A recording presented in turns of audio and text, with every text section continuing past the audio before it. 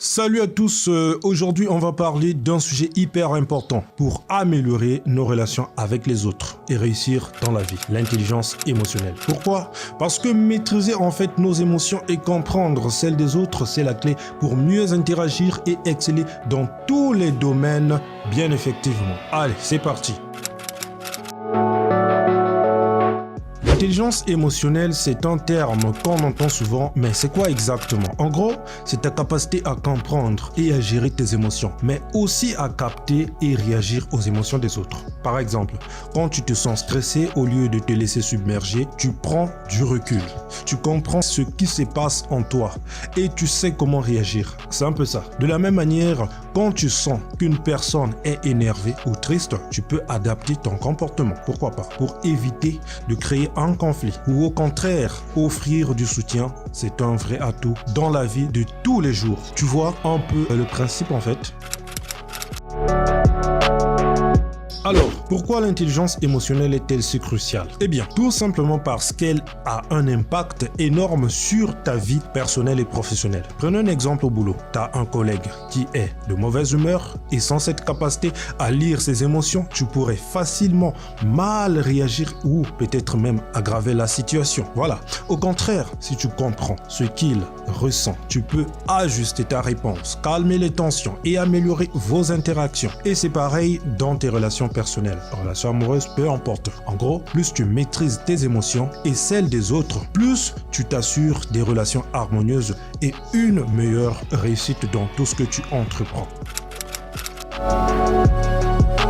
Maintenant, tu te demandes sûrement, ok, mais comment je fais pour améliorer ça? Eh bien, rassure-toi, ça s'apprend. Première chose à faire, prendre conscience de tes émotions. Quand tu sens que tu es submergé par une émotion, fais une pause. Demande-toi, qu'est-ce que je ressens? Pourquoi je ressens ça? En fait, ce petit moment-là de réflexion peut t'aider à mieux gérer la situation. Ensuite, il y a l'observation des émotions des autres. Essaie de prêter attention aux signaux, le ton de la voix, l'expression du visage, le langage corporel. Donc ces indices-là te donnent des infos ou bien des informations précieuses sur ce que ressent ton interlocuteur. Tu vois, ça demande de la pratique.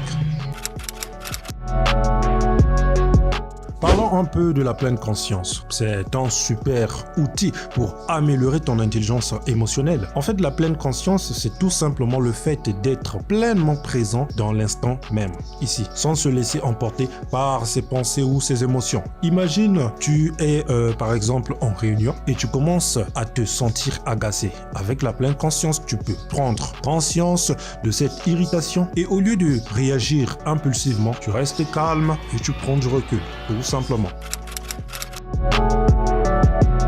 Un autre aspect essentiel de l'intelligence émotionnelle, c'est l'écoute active. En fait, c'est quoi? C'est le fait d'écouter vraiment, sans interrompre et sans penser à ta réponse pendant que l'autre parle. Ça paraît simple, mais crois-moi, c'est loin d'être simple. Trop souvent, on coupe la parole ou on est distrait. Avec l'écoute active, tu montres à l'autre personne que tu l'entends et que tu comprends ce qu'elle ressent. Ça crée un lien fort et ça aide à éviter plein de malentendus. La prochaine fois que tu es en conversation avec quelqu'un, essaie vraiment d'écouter jusqu'au bout, sans penser à autre chose. Tu vas voir la différence.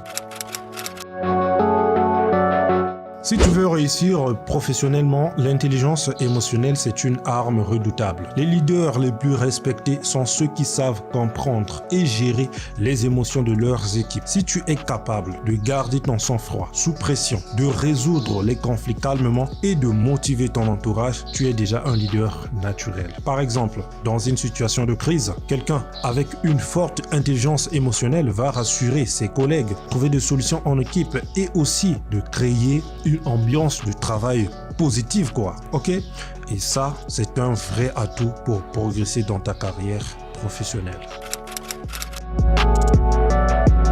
Et dans la vie personnelle, c'est pareil. Imagine une dispute avec un proche. Si tu arrives à rester calme, à comprendre ses émotions et à exprimer les tiennes sans agressivité, tu peux désamorcer le conflit rapidement. L'intelligence émotionnelle te permet d'être plus empathique et ça renforce la connexion avec les autres. Par exemple, au lieu de réagir immédiatement à une critique, tu prends un moment pour comprendre pourquoi l'autre personne se sent comme ça et tu réponds avec calme. Ça évite beaucoup de temps tension inutile et ça solidifie les relations. Et soyons honnêtes, qui n'a pas envie de vivre dans un environnement plus serein?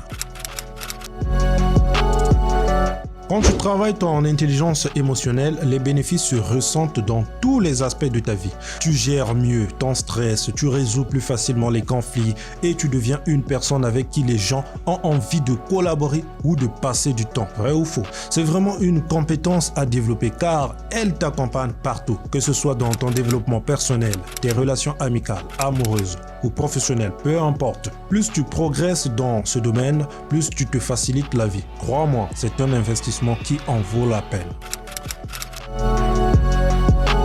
Voilà, on a fait le tour. Maintenant, tu as toutes les clés en main pour commencer à développer ton intelligence émotionnelle. Alors, à toi de jouer. Mets en pratique ces techniques au quotidien, que ce soit à la maison, au travail ou avec tes amis. Tu vas voir, les résultats seront là. Et n'oublie pas, chaque petit progrès compte. L'important, c'est de rester régulier et conscient de tes émotions et de celles des autres. Merci de m'avoir écouté et à très bientôt pour de nouveaux conseils. C'était Nikos Ichley. Like la vidéo. Abonne-toi aussi à la chaîne si ce n'est pas encore fait et laisse un petit commentaire. On se retrouve donc à la prochaine.